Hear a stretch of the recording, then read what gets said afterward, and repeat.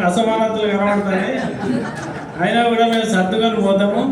ఎందుకంటే మీటింగ్ లక్ష్యం చేరడం కోసం ఈ యొక్క 2 నిమిషాలు కాకుండా నిమిషంన్నరలో క్లోజ్ చేసే ప్రయత్నం చేద్దాం.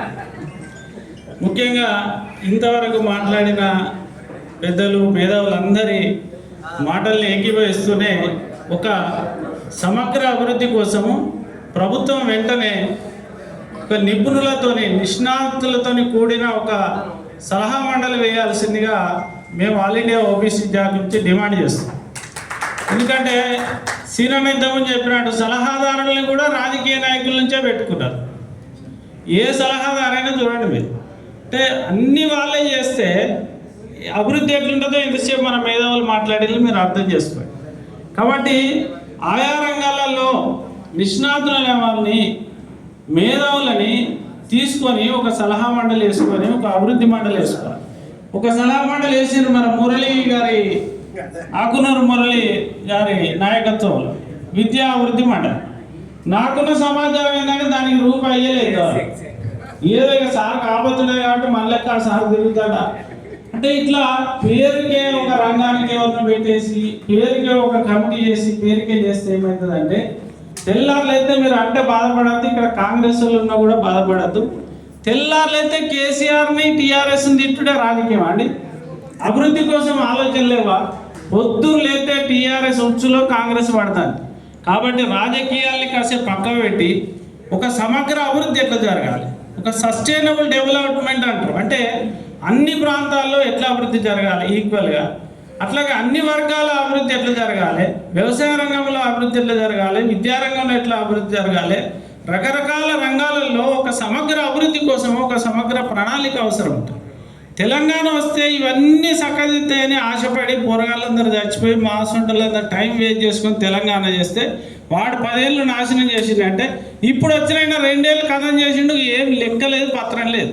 ఇప్పటికైనా ఈ 3 ఏళ్ల కోసము ఇమ్మీడియట్గా అంటే ఇప్పుడు మనం మాట్లాడుతున్న ఈ యొక్క సమాచారము ఈ మెసేజ్ ప్రతి జిల్లా నుంచి కూడా ఇట్లాంటి మీటింగులు జరగాలని నేను కోరుకుంటున్నాను. ప్రతి ఉమ్మడి జిల్లా నుంచి కూడా ఇలాంటి మీటింగులు జరగాలి. దానికోసం కూరపాటి వెంకటనారాయణ సారే చొరవ తీసుకోవాలి. ఎందుకంటే తెలంగాణ కోసం మనందరినీ జమ చేసింది. తెలంగాణలో కేసీఆర్ పాలన పోతేందుకు కూడా మనందరినీ జమ చేసింది. ఈ అన్ని జమ చేసినా కాబట్టి ఈ చివరి దశలో మిగతా జిల్లాలలో కూడా ఇట్లాంటి మీటింగులు పెట్టి ఈ యొక్క ప్రభుత్వానికి ఒక సమగ్ర అభివృద్ధి ఎట్లా జరగాలో ఒక ఆలోచన కలిగించే ఒక కమిటీని కానీ ఒక విధానాన్ని కానీ ప్రజల నుంచే మనం ఇవ్వాల్సిన అవసరం ఉంది.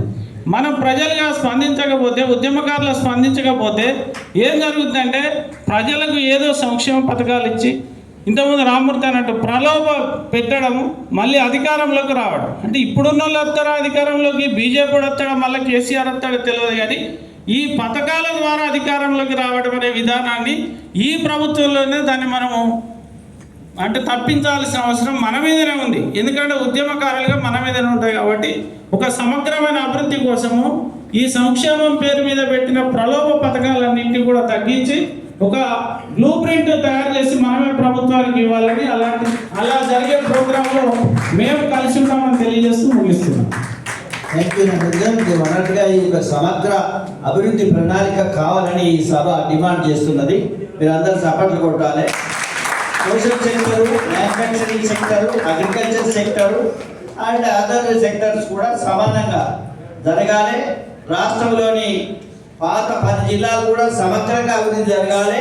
కేవలం హైదరాబాద్ అభివృద్ధి మాత్రమే అభివృద్ధి కాదని ప్రజలందరి యొక్క వివిధ ప్రాంతాల్లో ఉన్నటువంటి ఆదివాసీ, గిరిజన, అదేవిధంగా మిగిలిన సామాజిక వర్గాల యొక్క అభివృద్ధి అంతా కూడా హైదరాబాద్ చుట్టుపక్కల ఉన్నటువంటి దూరంగా ఉన్నటువంటి జిల్లాలు ఉన్నాయి. కాబట్టి ఇది ఒక రకమైనటువంటి సమగ్రమైనటువంటి అభివృద్ధి. అంటే ఇటు స్పేషియల్ అభివృద్ధి జరగాలి, కమ్యూనిటీస్ యొక్క అభివృద్ధి జరగాలి, ప్రాంతాల అభివృద్ధి జరగాలని, ఇది సెక్టర్ వైజ్ అభివృద్ధి జరగాలని ఈ సభ డిమాండ్ చేస్తున్నది.